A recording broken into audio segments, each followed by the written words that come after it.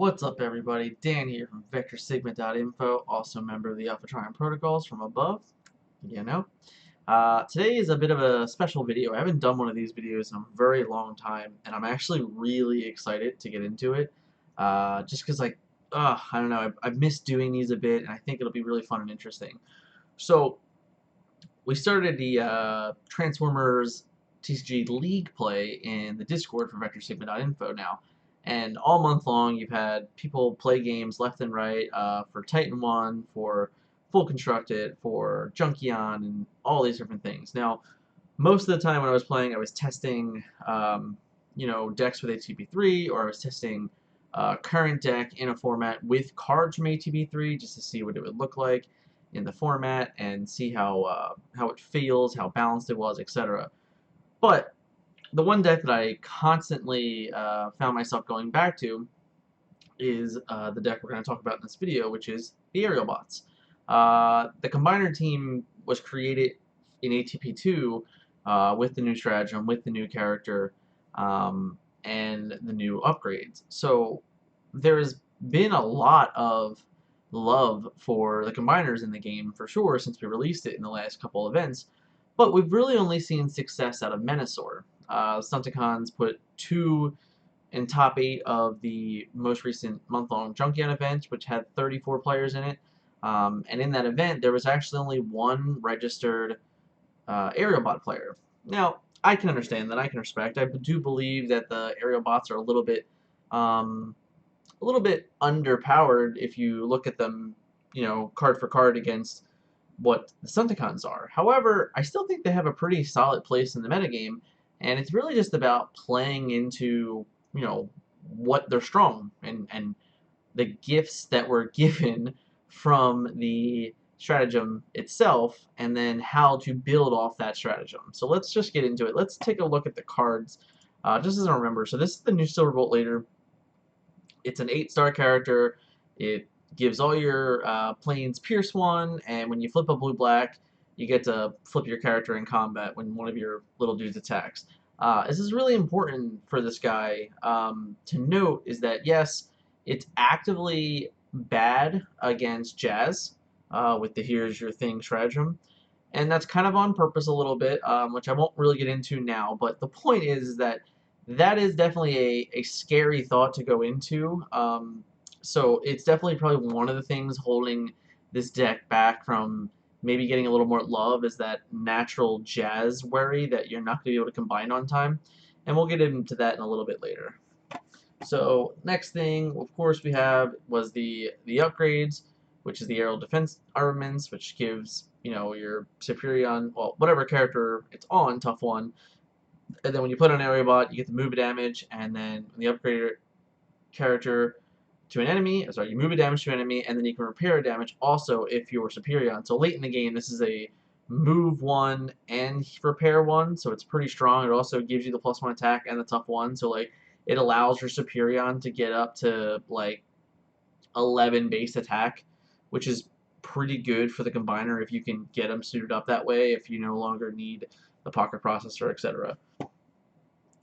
And lastly, don't we have shout out to the cool ATP stuff, but lastly we have the stratagem. So let's talk about the stratagem just a little bit and get into it, because this is what we need to build off of, and this is the important part. So the coordinated aerial tactics is each of your Aeiralbots has bold 1, and then when you combine in Superion, you get to flip this. We know the rules for flipping. All your characters have to be in bot mode in the KO and in play, so you can flip at the end of the turn without an Enigma. So note it. However, now once we're Superion, this is a big deal. The first time you do non-attack damage to exactly 1 enemy during your turn, instead do that much damage +1 instead.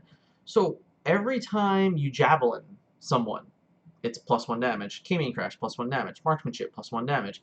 When you combine, the combined trigger of Superion is to deal 3 damage to a character. That now reads deal 4. That's a really, really important trigger, and it's something that you really need to just go all in on, because it's the way that you compete. The deck doesn't have a great way of dealing with multiple threats at once, But once you start adding up the numbers of, all right, well, I can combine, I can deal 4 damage to that guy, and then the next turn when I get to attack, I can throw a javelin at that guy to finish him off, or I can Kami crash that guy to finish him off. That's 7 damage out of combat. That's a very large number that you need to like make sure you have these cards when you combine, so you could really get across and get guys off the table. Because if you're not, and you're just kind of like working on making Superior on some big attacker, you're just setting yourself up for failure, to be honest. Because one of the biggest weaknesses of the deck is it's belligerence. I mean, and belligerence is a big weakness for many decks, but specifically the combiners, belligerence really hurts. You know, Menasor can kind of defend off belligerence because it can play 2 actions a turn, so it can, you know, it can use an espionage or a counter espionage to pick apart, and then it can still play like an offensive spell, or it can play a defensive spell. The Aerialbots don't have that same luxury. Their luxury is, well, I get to deal increased damage, and this is something that you need to work on and need to get across, because if you don't, you will find yourself in these really awkward situations in the end of the game where you're like, oh well, he only had, you know, 1 guy left, but like that 1 guy swung at me for 15. Well, if you didn't have to waste X turns like running into that guy and then running into that guy and then running into that guy, if you could find a way to target down your opponent correctly throughout the game, knowing that once you combine, you can pick off a character with, you know, with a combine trigger and then 1 action or upgrade spell or play, it might have been a different game. And I think I've seen a lot of this recently where I don't feel that people are targeting with Superion correctly. There's a big thing from the Wave 2 metagame. In the Wave 2 metagame, the reason why Aerialbots were so strong before the sideboard change, because if you guys remember, in Wave 2, there wasn't sideboard rules until Origins. So all through the metagame of Wave 2, up until Origins when sideboards were released, Aerialbots were the king. Like they were the best deck in the metagame, pretty much by far, because they were able to defend off really well. They were able to protect themselves with Fireflight, and on top of that, they were able to just target down any character they wanted throughout the course of the game, and then combine and probably sitting around like 23-ish, 24-ish damage on like a bad game, if I'm being honest. So the idea that they would defend off so well and then combine with like almost half their health was so powerful and was so strong. And not to mention, when they did that, they probably killed their opponent's best character. So like you were just so good at doing those things. So in our best effort when creating the stratagem, it was kind of to feel that way still. It was like, okay, we know there's these different types of teams. We know that there's Titans that have heads popping off and stuff like that. And like, you can't be a combiner and survive and have to run into a Titan head. Like, you really just can't, because there's not enough time and whatever. And if you have to do that, then like you're really losing out on a lot of resources, because even a Garax, for example, with 4 attack, 5 defense, 4 attack, 5 health, 0 defense, you know, realistically, like, you're wasting your entire attack into that Grax if you have to. And most of the time, Grax is the exception, because the 5 health is something that you really can't get out of combat unless you have 2 plays. But every other playable head in the game will get removed with 1 play. Your Briscoes, your Krebs, etc. Like, you'll just be able to get rid of those characters but without ever having to attack them, and that's really important. So yeah, so the key goal for the Aerialbots, as said, is definitely playing into the stratagem. It's there for a reason. And yeah, I know the second part of the stratagem is once you're on 30 damage, you get to draw additional cards, which is very helpful. You know, if you combine, if that happens and you're only at 30, you have 14 health left. So that's a large chunk of health to draw an extra card. It's probably at least 2 turns, if not 3 turns, depending on the matchups, etc. So that's a big help. But realistically, that first part of the stratagem to deal increased damage with your first card, that's really what we got to play. We got to play into that. So let's take a look at what I haven't spent most of my month playing whenever I was playing League games. All right, so here we are. So we have the ATP Aerialbots. I've seen many different ways of starting this lineup. I think a lot of people like the Alpha Bravo in the main. I personally don't. To be honest, like, as you can see, there's only 1 orange battle icon in my deck. So, like, unless I'm steady shotting this guy or something, like, he's always just going to be a 2 Pierce 3, and that's not very helpful. You're not playing cards like Field Communicator anymore, or like a good way to like have him be the 3 Pierce 3. So I really just don't like it. Ironically, even though he is good in quotation marks against a Jazz, is really not, because like everything you're doing is just overlapping with him. Like all the black pips that you don't flip don't give you more Pierce, and then when you're not playing against Jazz, like his built-in Pierce 2 generally doesn't matter because you're gonna flip blacks anyway, and like once again you can't get to a 3 Pierce 3.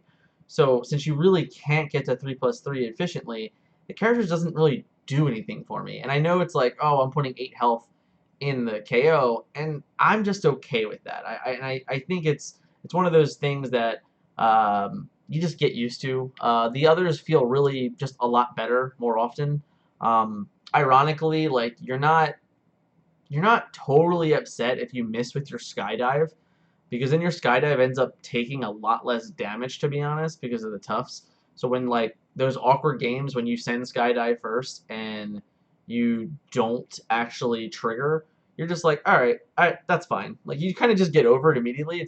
It's a little bit the same way with Firefight also, which is interesting because you're like, oh, whatever, I'll just have my Brave Guide still, and that's cool.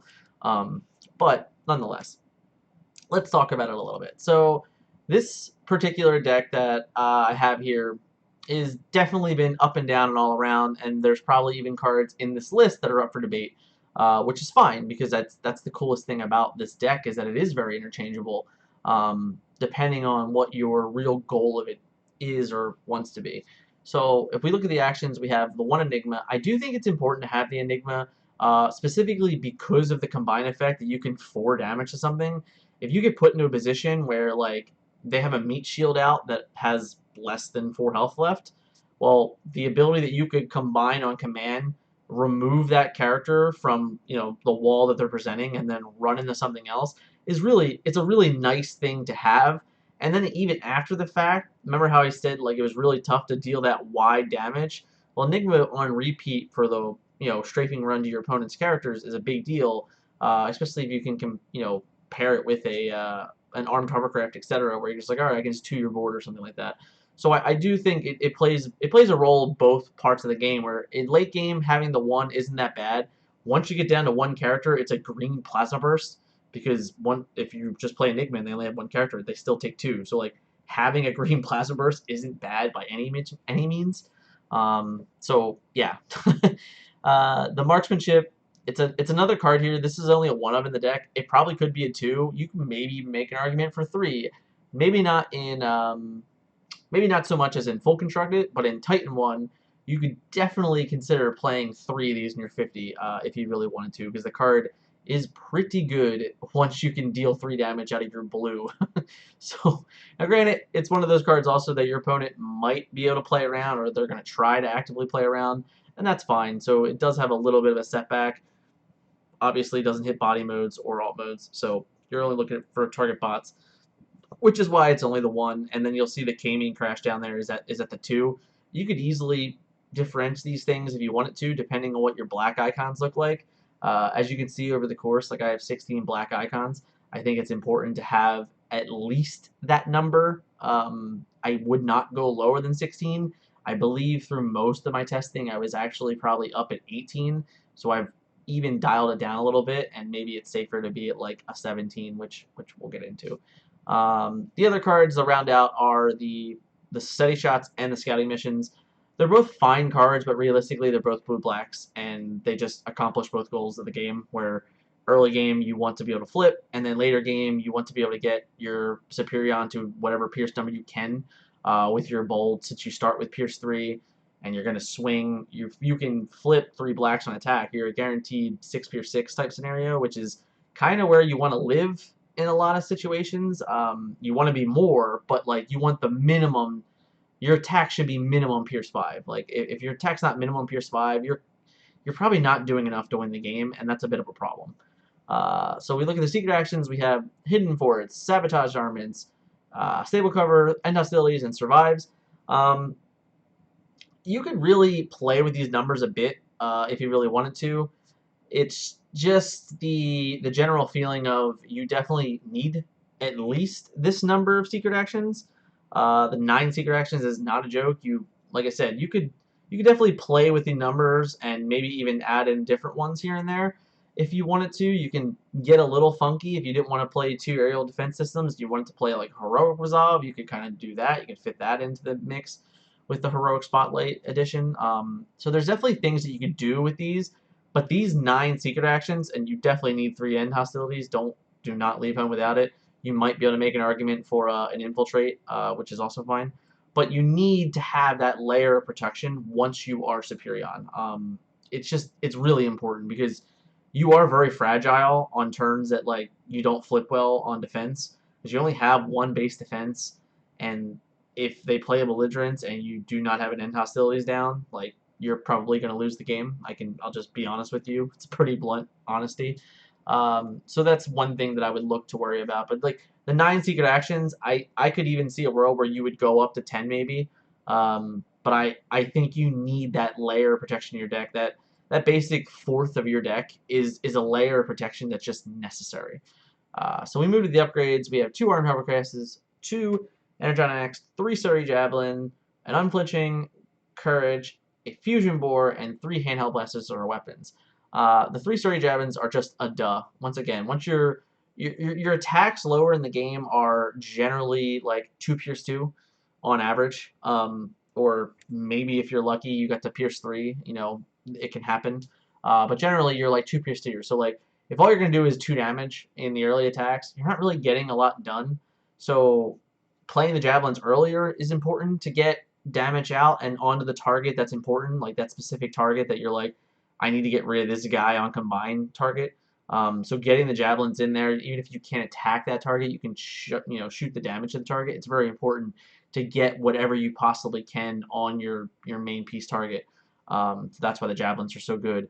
The unflinching courage is just it's once again, it's a blue-black. It's definitely a flex position. It's not a requirement by any which means. You could definitely play around with that spot for sure. The handheld blasters are, the blue-blues. In this deck, with the tough 2 built in, it's really tough not to play them. Like, it's really, really tough not to play them. In a world where security checkpoint was legal, it was the auto default spot for this instead of the handheld blasters. A lot of my early creations of testing before we decided to get rid of checkpoint were games that I had checkpoint in this deck and not handheld blaster. So with the removal of the checkpoint, you kind of need those double blues to protect yourself in the early game for sure, and in the later game when they don't have belligerents, the more blue blues in your deck, the better you're going to be off. The next thing is the 1 fusion bore, the 2 Energon Axes. Once again, these are just like big number dot things. If you play a fusion bore, you can very easily get your Superior to like Pierce 8 pretty efficiently, which is nice. It's very good at just the guaranteed numbers. There are not a lot of stable covers around in the world. There are not a lot of other ways to prevent Pierce in the meta. So like the idea that you can fairly easily get your guy with an axe or a fusion bore on him and be Pierce 7, be Pierce 8, it's really effective. It's a nice way to close out the game. You're phenomenal in blue mirrors at the end of the game when you guys are just bouncing off one another, and you're like, if you're both, quote, playing around for the belligerents, which like you can see I don't even have in the main deck here, you're definitely better off in those games because you're always going to be like, well, I'm always going to deal 5, 6, or 7 damage, and they might not always be without their own Pierce.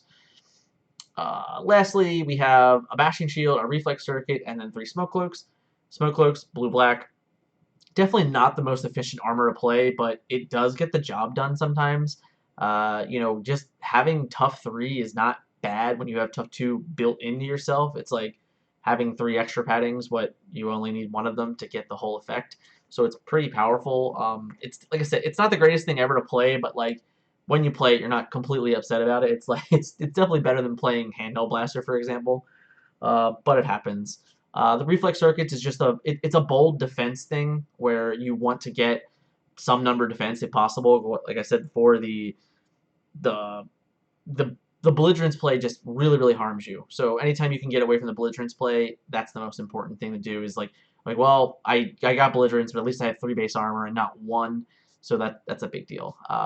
Last things to finish off are the pocket processor and the aerial defense armaments. The aerial defense armaments are the premier Aerialbot weapon, But as I said, I do think that if you wanted to play it differently and you wanted more double blues in the deck, you could potentially just put heroic resolves in this deck and then like have a second life type scenario, which is really interesting with all the additional effects that you can draw the extra card for the turn and things like that. So I wouldn't be shocked to see people playing heroic resolves. As you can see, like I have two of them in the sideboard actually, and that's not just for the Inferno sideboard option. It is because there might be games where you're like, all right, maybe I know for a fact that I'm all in on Pocket Processor, and if I'm all in on Pocket Processor, then like I can just get rid of these armaments and then play the resolves and be more defensive, which also up counts my defensive actions that I was talking about earlier.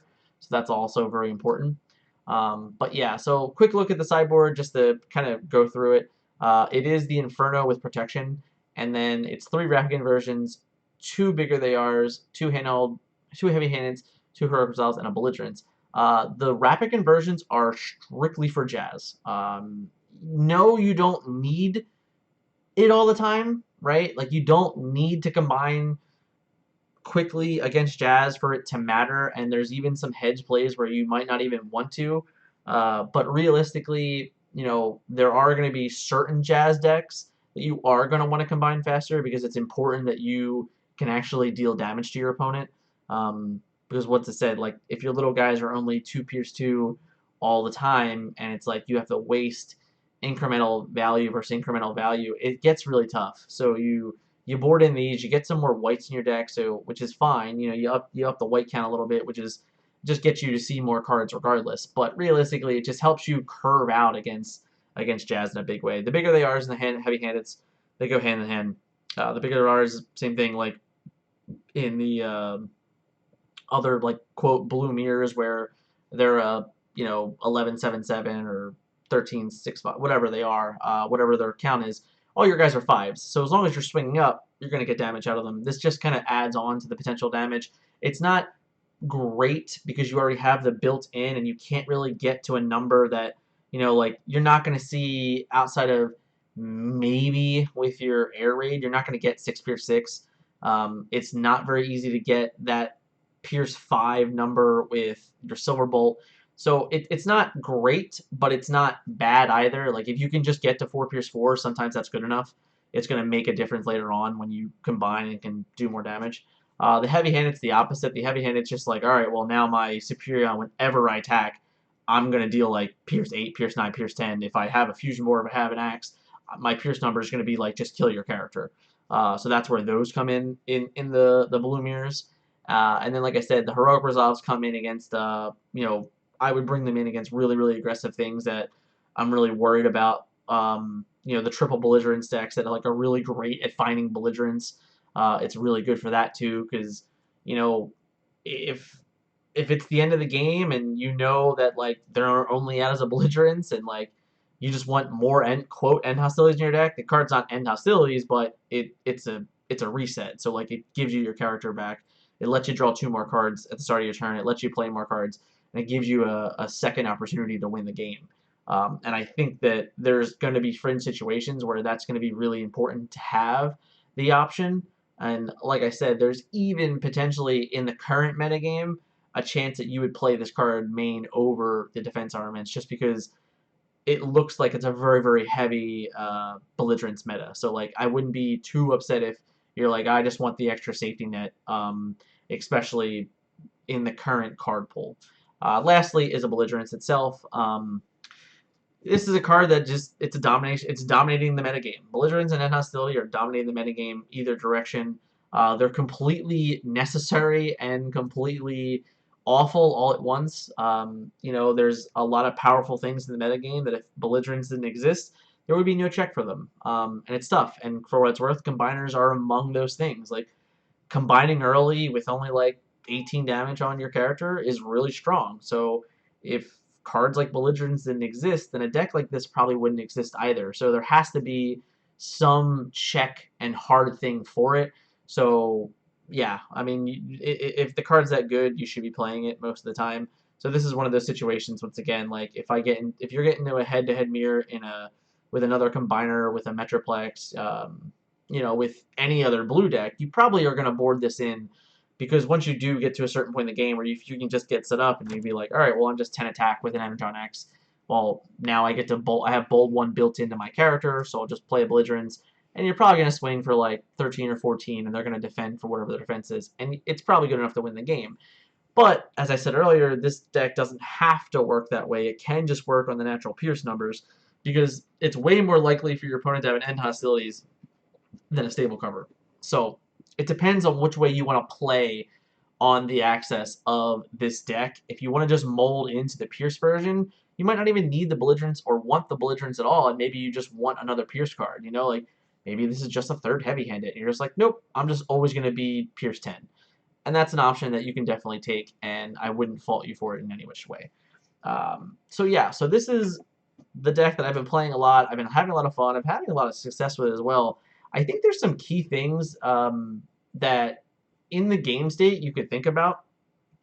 Now, granted, the ability to combine faster is really important, right? It's like, this is why we can even think or consider playing these characters, because we can combine faster and we can be less vulnerable, and all those things are incredibly important. However, it doesn't mean that you should always do it, which is very interesting. I know, it's like, why would I not want to combine earlier? Well, let's just say you go into a wheel turn and your opponent, let's just say we're playing full construct it, and your opponent's a full Titan deck or whatever. Or let's just say not. Let's just say you're playing against a Cars deck, right? Like a Cars that can just continuously untap, etc. So you come into your quote wheel turn, but really the wheel turn is now like two turns different because they untap twice, which is very realistic, because if we just looked at the It Works deck from the other format, from the Titan 1 format, you have a 13th health character, a 13th health character, and a 12th health character. Well, if you can't ever attack the same character, I got news for you. It's never going to work, because you're never going to be able to kill one of their guys before you combine. It's just not possible. If they untap each turn, like, your little guy will never be able to do enough. It's not going to happen.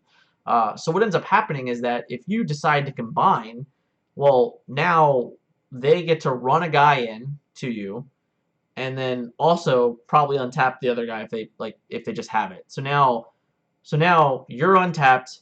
They have one guy tapped, but now their turn comes. They untap that one dude. They have all their guys untapped. They attack you with another dude. If they attack you with the healthiest guy, and let's say you just don't kill it, right? Like, it's possible. Like, if they just had 4 damage on him, and somehow your Superion's like, well, I can't get 8 or 9 damage on this guy to KO it, that's a problem. Well, what ends up being a bigger problem is the fact that they just untap again, and then now they play a Belligerence on you, and then you just die. In that, to try and prevent those things, what you can actually do is that if all your characters got flipped on time, and you're looking pretty ahead in the matchup as far as flips, flip your Fireflight back over. If they didn't KO your Fireflight, here's the fun thing about Superion. When you're combined to Superion, you can take infinite damage. Infinite. There's no gap. There's no prevention moment. Like, nope, whatever the number's going to be is the number. But if they left your Fireflight on like 4 damage, and that thing still has 3 health, guess what? They can only deal 3 damage to you. That's a big deal. It's a big difference between 3 and 10.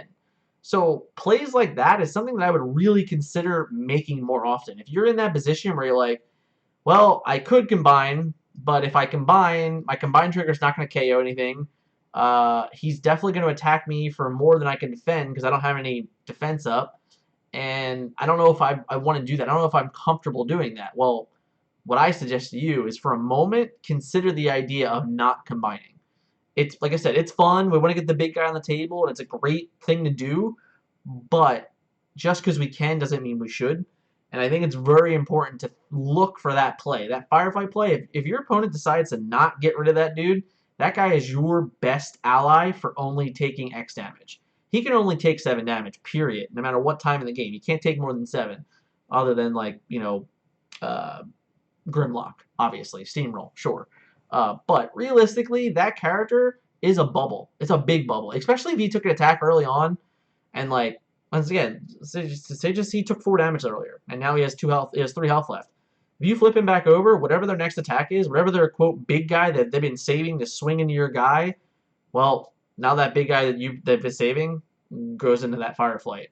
And it's not the end of the world. Once again, if you have Enigma, you could just choose Enigma the next turn. But if you don't, you get extra value again. Like one of the more fun things that I like to do is getting a second attack with Air Raid before I combine, because the Air Raid gets to pick things off, and it happens all the time. Where you're like, all right, I might run my Air Raid in that guy, take your Pocket Processor. All right, cool. Like, you know how good that play is? It's so good.